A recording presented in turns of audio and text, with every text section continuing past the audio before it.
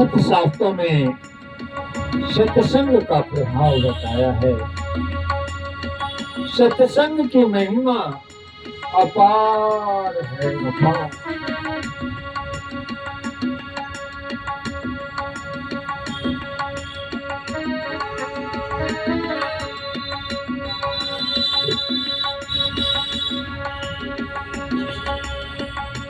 कहते हैं कि अगर हम आपका विवेक जग जाए तो मंगल होते देर नहीं लगती है। और ये विवेक जगता कैसे है? ये सत्संग के द्वारा जगता है।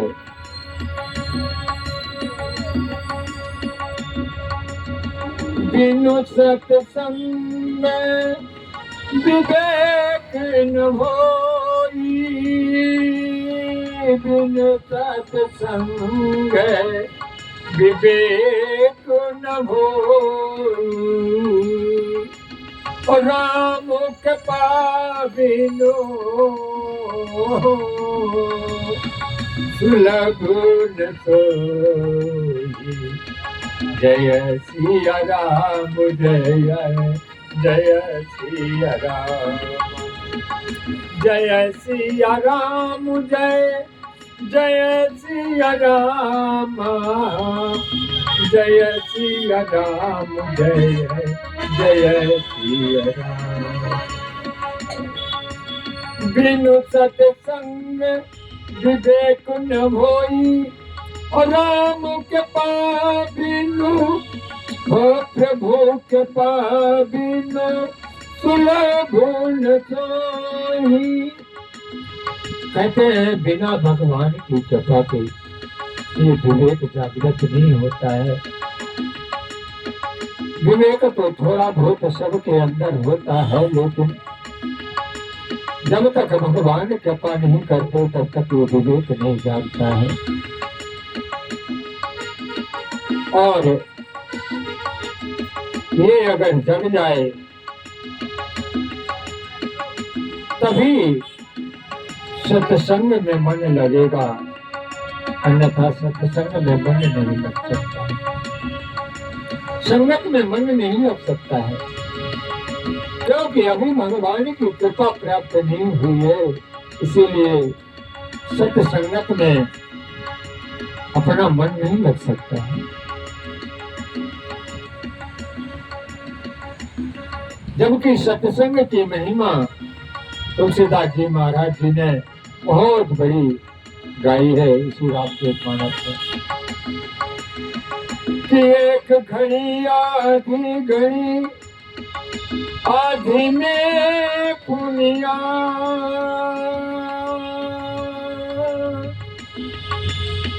एक घड़ी आधी में पुनिया। और तुलसी संगत साधु की हरे कोटि अपूरा। सत्संग की महिमा इतनी बड़ी है कि हम और आप गा नहीं सकते। इसीलिए यहाँ पर सदा सम शिव भोलेनाथ ने माता पार्वती से कहा है कि सत्संग का इतना बड़ा प्रभाव है। अगर किसी ने जीवन में सत्संग नहीं किया है तो जीवन में परिवर्तन नहीं आ सकता है और जल्दी से उद्धार भी नहीं हो सकता है।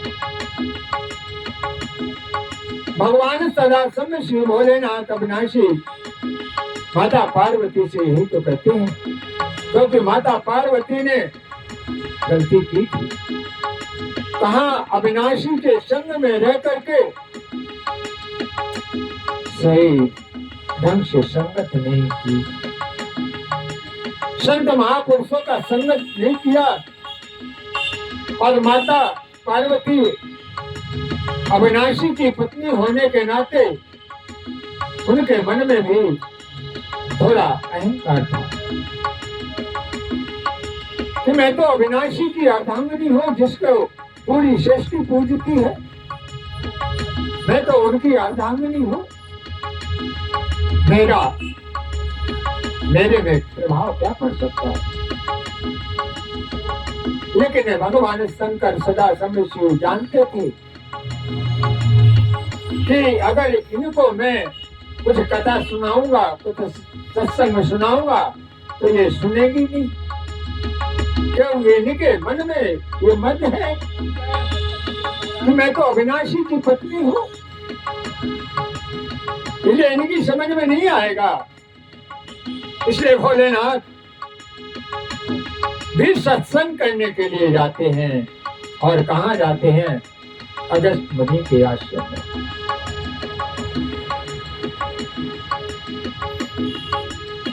आजकल के हम और आप सत्संग नहीं करते, अच्छी संगत नहीं करते, और जबकि सदा शंभु शिव भोलेनाथ घट घट के जानने वाले, घट घट में विराजमान रहने वाले, वो भी परमात्मा लीला करके हाँ संत ऋषियों के, अगस्त्य ऋषि के मुनि के आश्रम में सत्संग करने गए। किस लिए गए? ताकि ये माता का स्वभाव बदल सके। लेकिन माता वहां सत्संग में गई तो भोलेनाथ के साथ, और हुआ क्या? सत्संग को इधर के एक कान से सुना और दूसरे कान से निकाल दिया। ये माता पार्वती ने गलती की।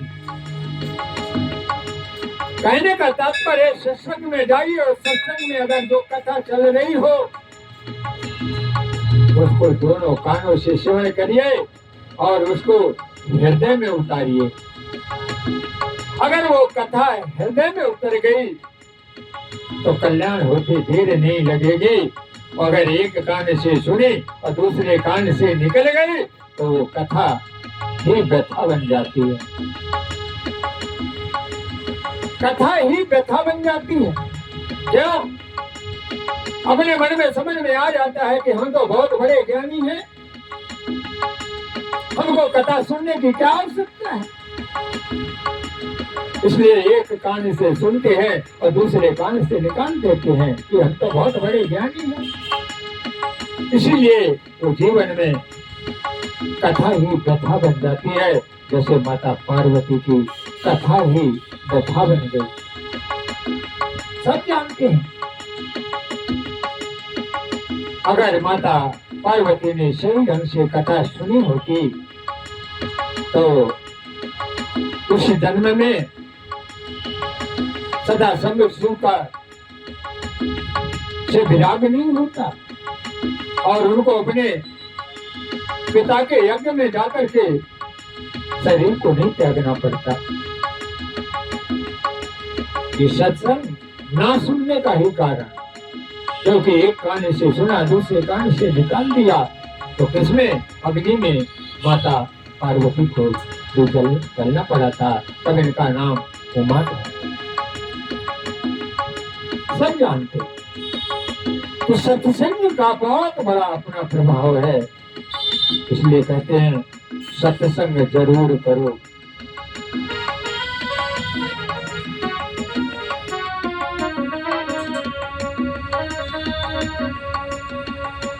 करो सत्संग अभी से, सत्संग की महिमा अपार है।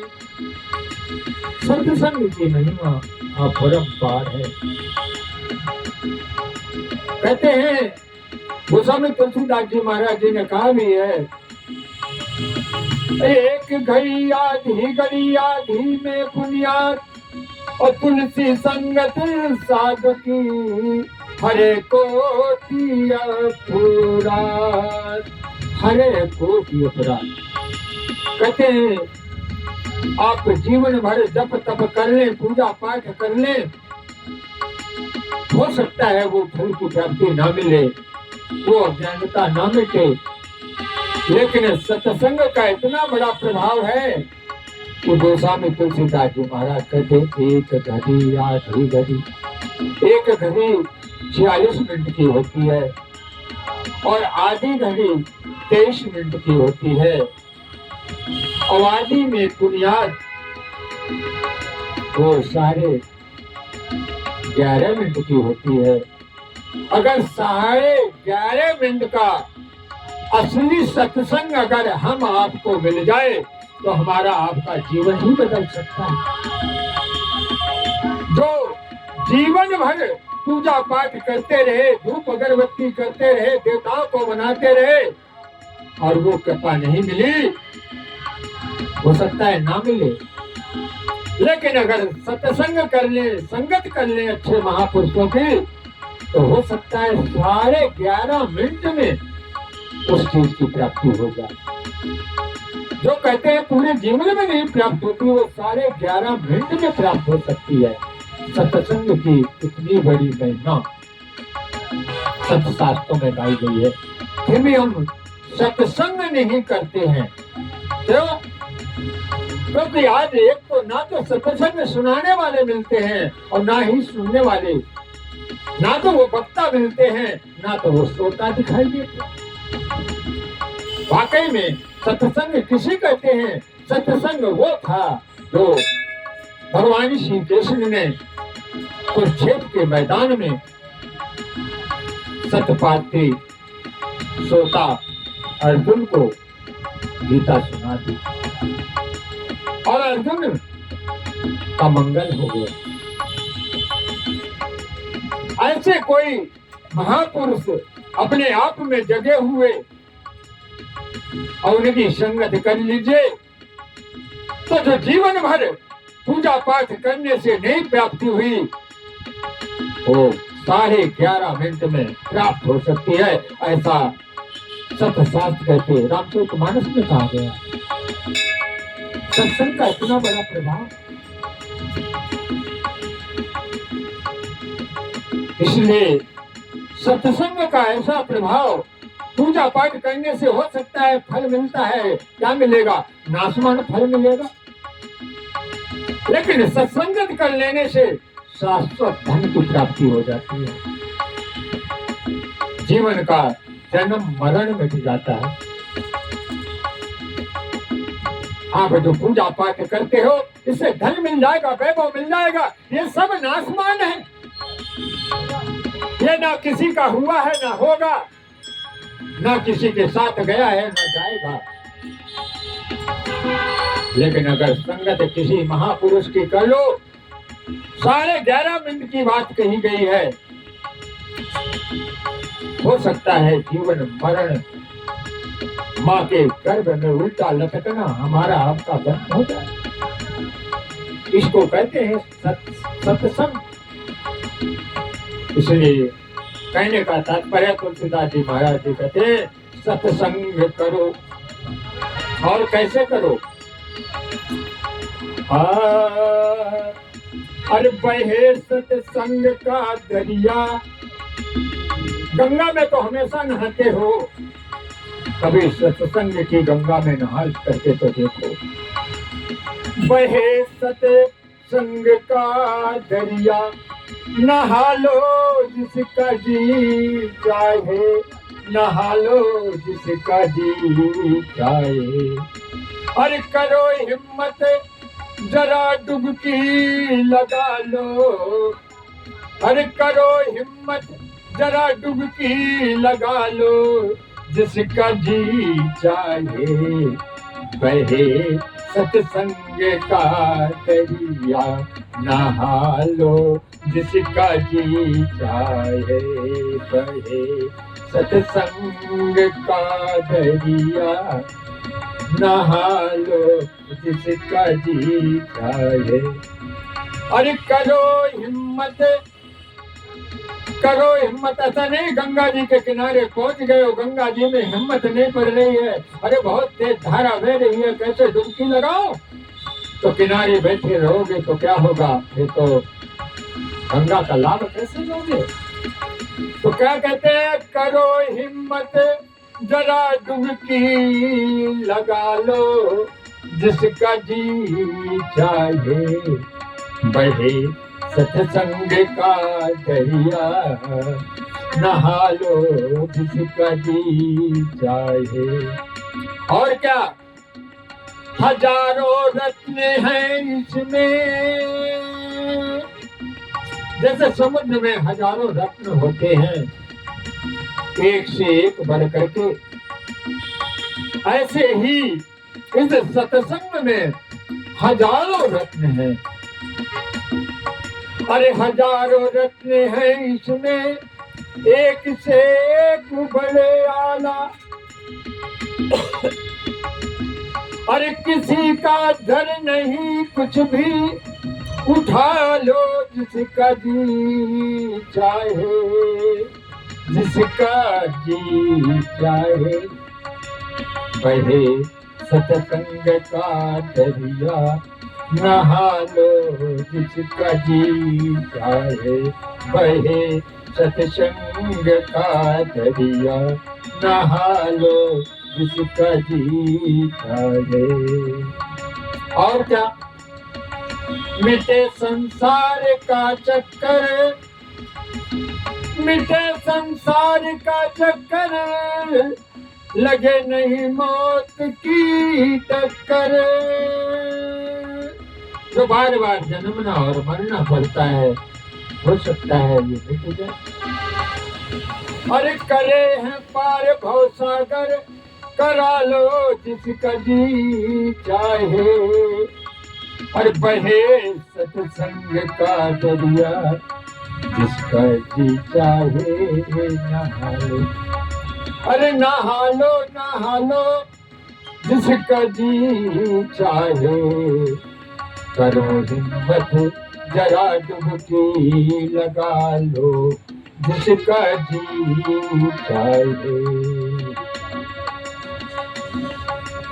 और सत्संग की महिमा इतनी अपार बताई गई है।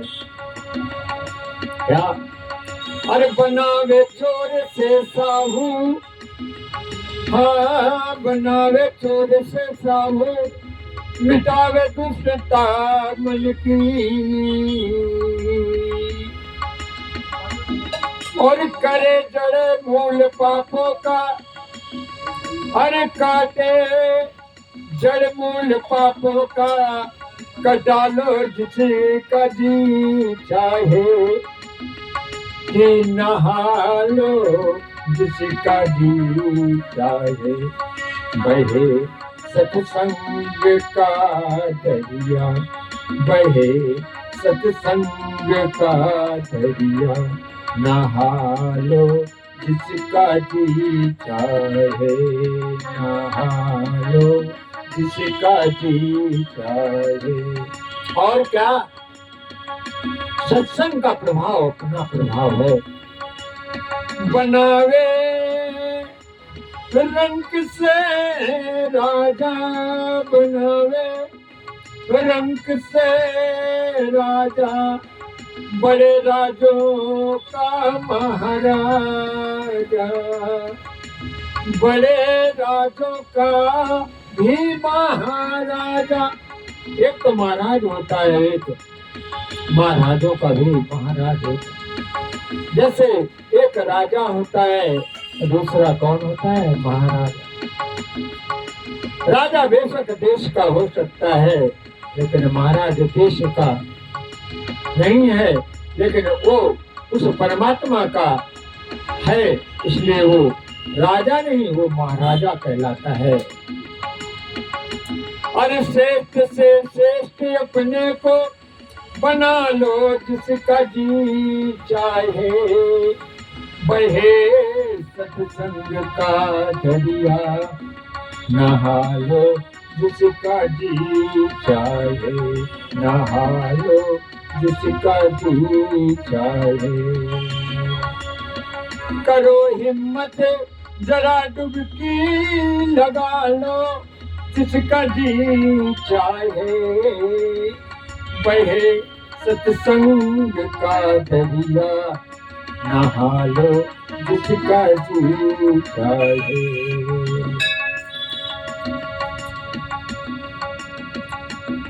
करत मुक्त जीवित ही मिटे संत संताप सुख सारे। कहते हैं मरने के बाद मुक्ति दुनिया सिखाती है, लेकिन सत्संग जीते जी मुक्ति सिखाता है, मुक्ति का अनुभव कराता है। सत्संग की वो महिमा है। कहते हैं मरने के बाद मुक्ति किसने देखी है?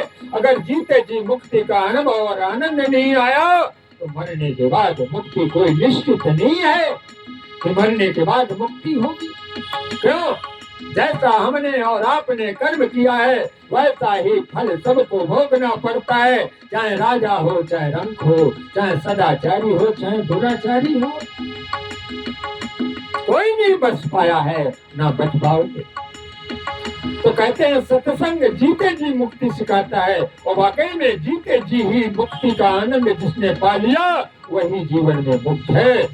करत मुक्ति जीवित ही सत्संग करता है, केवल जीते जी मुक्ति को अनुभव कराता है। करत मुक्ति जीवित ही मिटे संताप दुख सारे, उसके सारे पाप ताप सब मिट जाते हैं। और रंगे हरि प्रेम के रंग में,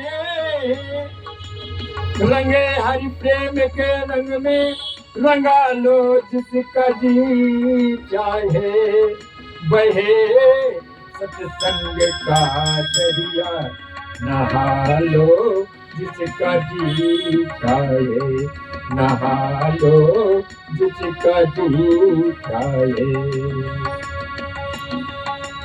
अरे बहे ज्ञान की गंगा, चल मन तुझे नहला लाए, और बुझी ज्योति मन में जो है फिर से उसे जला। हम और आप सब दीपक जलाते घूम रहे हैं, लेकिन ये ज्योति हृदय में कब जलेगी?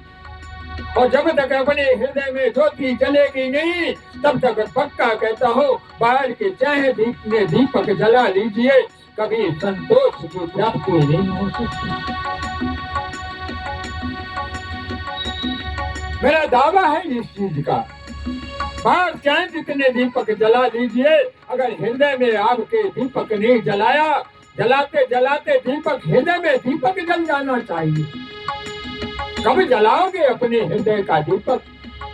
अगर ही हृदय का दीपक नहीं जला पाए हो तो अभी समझ लो हमारे सुख शांति की प्राप्ति होना असंभव है, दुखों का निपटारा होना असंभव है।